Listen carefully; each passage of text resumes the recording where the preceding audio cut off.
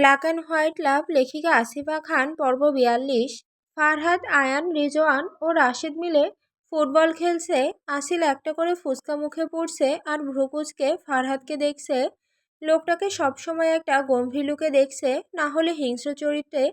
কিন্তু আজ ফারহাদের এরকম ফুটবল খেলা দেখে আসিল বেশ অবাক হচ্ছে। ছোট্ট গোলকি করে রাখা জায়গায় ফারহাদ পরপর 4টা গোল দিয়েছে। আসিল জিজ্ঞাসুভাবে ফারিয়াকে প্রশ্ন করে, তোমার দাদাই ফুটবল খেলতেও পারে? ফারিয়া প্রশ্ন শুনে ভীষণ প্রাউডলিভাবে বলল, আরে ভাবি, কি ভাবছো? আমার দাদাইকে কলেজ লাইফে দাদাই যে টিমে থাকতো সেই বছর ট্রফি সেই টিমের নামেই হতো। ওদের কথা বলার মাঝেই হঠাৎ করে বল এসে হিট করলো আসিলের হাতের আঙুলে। পরপর 3টে আঙুলে বলের বাড়ি লেগেছে। আসিল বলে উঠল। চোখ মুখ কুঁচকে আঙুলগুলি চেপে ধরলো অন্য হাতে। বেশ জোরে লেগেছে তার। বলটা ফারহাদের থেকেই লেগেছে। গোল মারতে গিয়ে বল আসিলকে লেগে যাবে তা বুঝতে পারেনি ফারহাদ। ফারহাদ ছুটে এসে আসিলকে তুলে দাঁড়া করালো। আসিলকে নিয়ে ড্রয়িং রুমের বেসিনের সামনে নিয়ে বলল, আয়েশা, ফ্রিজ থেকে ঠান্ডা পানি নিয়ে আসো তো। আয়েশা দ্রুত ঠান্ডা পানির বোতল নিয়ে ফারহাদকে দিলে ফারহাদ তা দিয়ে আসিলের আঙুলগুলো ধুয়ে দেয়। ব্যথায় আসিলের অন্য হাত দিয়ে ফারহাদের শার্ট খামচিয়ে ধরল। বেশি ব্যথা লাগছে? ফারহাদের প্রশ্নে আসিল পূর্ণদৃষ্টিতে তাকালো ফারহাদের দিকে। লোকটার মুখে স্পষ্ট চিন্তার ছাপ। আসিল মাথা নাড়িয়ে হ্যাঁ বোঝালো। আয়ান দ্রুত ব্যথার মলম নিয়ে হাজির হয়। উদ্বিগ্ন কণ্ঠে বলল, বেশি ব্যথা লাগলে চল, ডাক্তারের কাছে যাব। ভাই, ব্যথা অনুভব হচ্ছে কিন্তু বেশি না, এমনি থেকে ঠিক হয়ে যাবে। প্লিজ বেশি টেনশন করবে না। ইউ নো না, your sister is very strong. Ayan বোনের কথায় মুচকি হাসি দিয়ে মলম ফারহাদের হাতে দেয়। ফারহাদ সোফায় আসিলকে বসিয়ে মলম লাগাতে শুরু করে। মলম লাগানোর এক পর্যায়ে ফারহাদ লক্ষ্য করে আসিলের হাতের কবজির জায়গায় লাল হয়ে আসে। মাথায় চাপ দিতেই মনে পড়ে আজ সকালের ঘটনা। গাড়ির সাথে আসিলের হাত অনেক জোরে চেপে ধরাই এই দাগ। ফারহাদের একটু খারাপ লাগা কাজ করে। কি করবে সে? রাগ হলে আর কোনো দিকে হুঁশ থাকে না তার। মেয়েটা তখন ব্যথা পেলেও চুপ করেছিল। ফারহাদ আসিলের কবজির লাল হয়ে যাওয়া জায়গায়ও মলম লাগিয়ে দিল।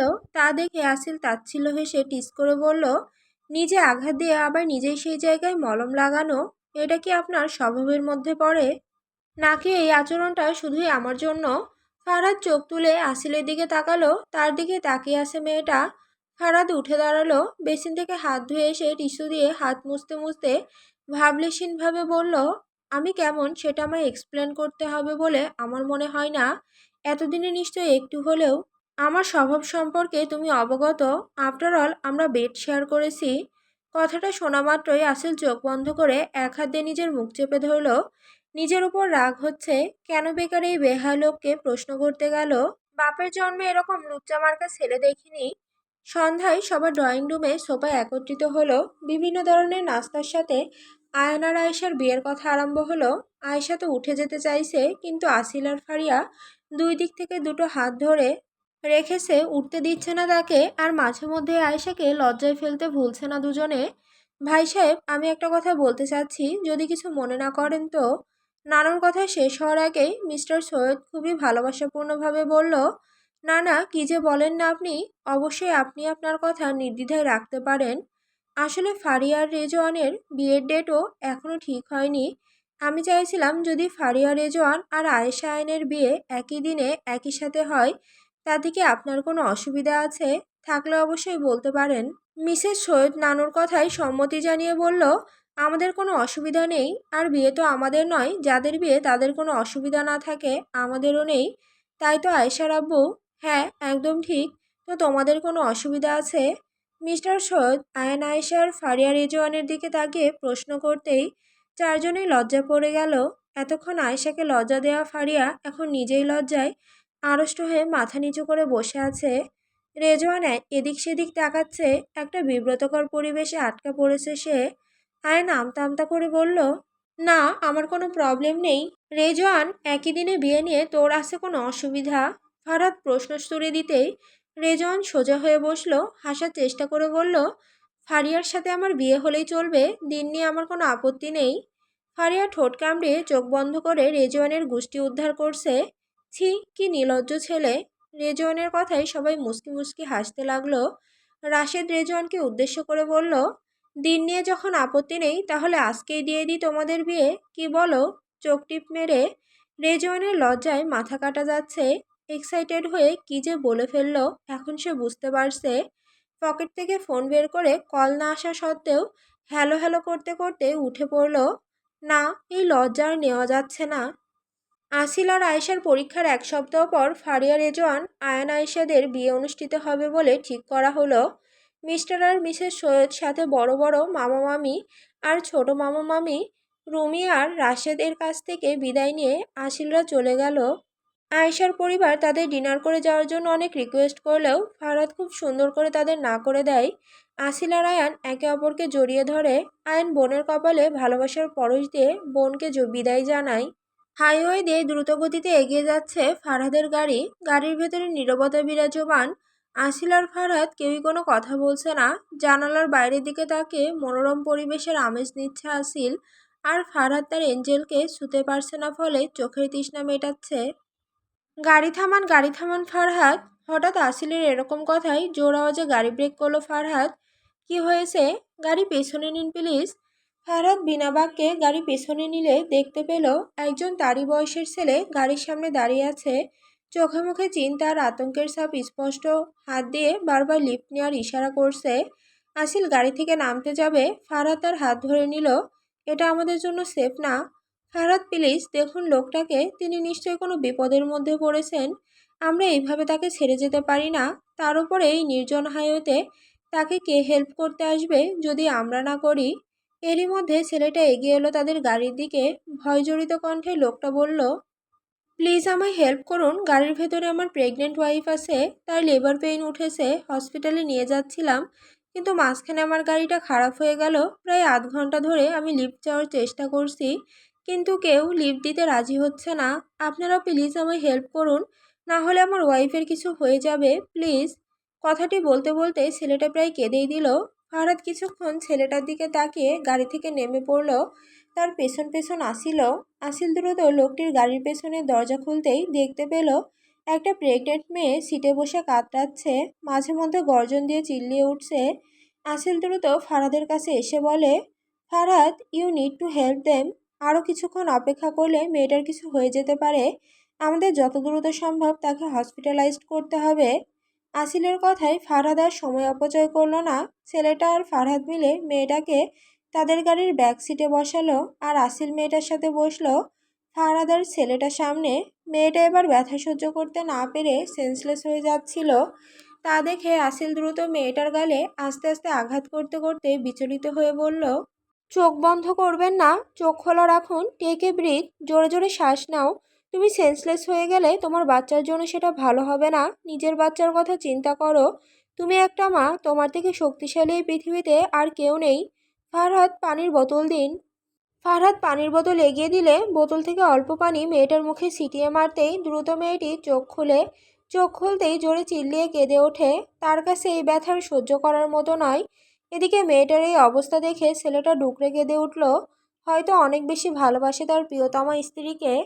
ফারহাদও দ্রুত ড্রাইভ করছে। আসিল বারবার মেয়েটার মাথায় হাত বুলিয়ে দিচ্ছে। একটা সময় ফারহাদ গাড়ি একটা নার্সিংহোমের কাছে থামলো।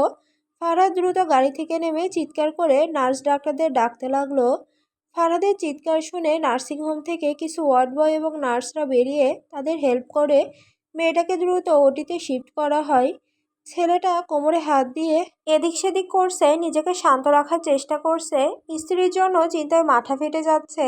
আসিল ফারহাদের কাছে এসে বলে, আমার মনে হয় আমাদের আরও কিছুক্ষণ অপেক্ষা করা উচিত, যতক্ষণ না মেয়েটার বেবি হচ্ছে ততক্ষণ। ফারহাদ চোখের ইশারায় সম্মতি জানায়। আসিল খুশি হয়ে যায়। ফারহাদ ছেলেটার কাছে গিয়ে বলল, আপনি বসেন কিছুক্ষণ। আমার ভীষণ ভয় করছে ভাইজান, ওর কিছু হবে না তো? ওর কিছু হলে আমি বাঁচতে পারবো না। ছেলেটার কথা ফারহাদের কোথাও না কোথাও ভালো লাগে। ছেলেটার হাত টেনে বেঞ্চে বসিয়ে ফারহাদও তার পাশে বসে আশ্বাস দিয়ে বলে, কিছু হবে না আপনার ওয়াইফের, কন্ট্রোল ইউর সেলফ, সৃষ্টিকর্তার উপরে বিশ্বাস রাখুন। আপনার নামটা জানতে পারি? শেখ তাহসিন। আমার ওয়াইফ তানিয়া। আপনার পরিচয়? ফারহাদ আহমদ খান। ওটা আমার ওয়াইফ আসিল। প্রায় 1.25 ঘন্টা পর ডাক্তার ওটি থেকে বেরিয়ে এলো। ডক্টর বেরোতেই তাহসিন ছুটে গেল উদ্বিগ্ন হয়ে। জিজ্ঞাসা করলো, doctor, doctor my wife? Doctor মুচকি হেসে তাহসিনের কাঁধে হাত দিয়ে বলল, Don't worry, your wife is absolutely fine and congratulations, you have a baby boy. Thank you so much doctor. আমি কি আমার ওয়াইফকে দেখতে পারি? হ্যাঁ অবশ্যই, কেন নয়। আপনার ওয়াইফকে একটু পরেই কেবিনে শিফট করা হবে, তখন আপনারা সবাই দেখতে পারেন। কিছুক্ষণ পরে তানিয়াকে কেবিনে শিফট করা হলে তাহসিন দ্রুত যায় তানিয়ার কাছে। ক্লান্ত হয়ে বেডে শুয়ে আছে তানিয়া, হাতে চলছে স্যালাইন, পাশে ছোট দোলনা ওয়ালা বিছানায় তার সদ্য নবজাতক শিশু শুয়ে আছে। তাহসিন দ্রুত তানিয়ার কাছে গিয়ে ঠোঁটে গাঢ় চুমু দেয়। স্বামীর ভালোবাসাময় ছোঁয়ায় তানিয়া চোখ খুলে অসুস্থ হাসি দিয়ে বলে, কংগ্রাচুলেশন মাই ডিয়ার হাজব্যান্ড। তোমাকে আমি কি বলে ধন্যবাদ জানাবো, আমার সেই ভাষা নেই। তুমি আমার জীবনে সব থেকে বড় খুশি দিয়েছো। বলে আবার ঠোঁটে চুমু দেয়। আপনারা বাইরে কেন দাঁড়িয়ে আছেন, ভেতরে আসেন। আপনারা উপকার না করলে আমাদের আজ কী হতো সেটা আমি ভাবতেও পারছি না। আপনাদের অনেক অনেক ধন্যবাদ। তানিয়ার মিষ্টি কথায় আসিল মুচকি হেসে কেবিনে ঢুকে বাচ্চার দিকে তাকিয়ে কেঁদে দেয়। এই কান্না যেন এক পরম সুখের কান্না তানিয়ার। এই খুশিতে তার নিজের খুশি লাগছে। আসিল ভাঙা কণ্ঠে ওদের অভিনন্দন জানিয়ে বলল, ও কত কিউট, মাশাল্লাহ, আমি ওকে একটু কোলে নিতে পারি? অবশ্যই, কেন নয়। তানিয়ার কথায় আসিল বাচ্চাকে কোলে নিয়ে কপালে ঠোঁট ছোঁয়ায়। ফারহাদকে বাইরে দাঁড়িয়ে থাকতে দেখে তাহসিন তাকে হাত ধরে টেনে ভিতরে নিয়ে আসে। তানিয়া ফারহাদকে অনেক অনেক ধন্যবাদ জানায় আর বলে, আমরা বেবির প্রথম দিন থেকে বিভিন্ন নাম আমি আর তাহসিন মিলে ঠিক করেছিলাম, কিন্তু আজ সমস্ত নাম বাদে আপনার নাম আমি কি আমার বেবির জন্য রাখতে পারি? আমিও চাই আমার বেবি আপনার মতো সাহায্যকারী মানুষ হোক। ফারহাদ হালকা হেসে তানিয়ার কথায় সম্মতি জানিয়ে বলে, অবশ্যই অবশ্যই রাখতে পারেন। আপনি আমার নাম, এমনিতেও ফারহাদ নামের মানুষেরা ভীষণ স্ট্রং অ্যান্ড ব্রেভ হয়, অবশ্যই আমার নাম রাখতে পারেন। তাহসিন আর তানিয়া মুচকি হাসে। আসিল ছোট্ট ফারহাদকে নিয়ে বড় ফারহাদের কাছে যায় আর বলে, তাহলে নিন এই ছোট্ট ফারহাদকে নিজের কোলে। আরে না না, আমি নেব না, ও অনেক ছোট, ব্যথা পাবে। তাহসিন, তানিয়া আর আসিল তিনজনেই জোরে হেসে উঠল ফারহাদের এই অস্বাভাবিক কথায়। আসিল ফারহাদের কোলে বাচ্চাকে দিতে দিতে বলল, কিছু হবে না, ও এখন আপনার হাতের সাইজের। আপনার হাত ওর মাথার নিচে দিন আর ওকে জড়িয়ে ধরুন। ফারহাদ তাই করে। জীবনের প্রথম সে কোনো বাচ্চাকে কোলে নিল, তাও আবার বাচ্চাটার নাম ফারহাদ। এক অদ্ভুত অনুভূতির শিকার হলো আজ ফারহাদ নিজে। ফারহাদের বাচ্চা নেওয়ার টেকনিক দেখে আসিল হেসে ফেলল। তাহসিন আর তানিয়া তাদের দিকে তাকিয়ে রইল কিছুক্ষণ। আসিল তানিয়ার দিকে তাকিয়ে মোলায়েম কণ্ঠে বলল, আল্লাহ যেন আপনাদেরও এরকম একটা বেবি দেয়। কথাটা শুনেই ফারহাদ আসিলের দিকে তাকালো, দেখে আসিলও তার দিকে তাকিয়ে আছে। আচ্ছা, মেয়েটার সাথে কি ফারহাদ অন্যায় করছে? দোয়া করবেন আমাদের জন্য, আগামী জীবন যেন আপনাদের জন্য শুভ হোক, এটাই দোয়া করি। কপালে লেখা থাকলে আমাদের আবার দেখা হবে। আর ছোট্ট ফারহাদ, তুমি অনেক ভালো থেকো। ছোট বাচ্চাটার কপালে চুমু এঁকে দিয়ে আসিল বলে। রাত প্রায় 11:30টার।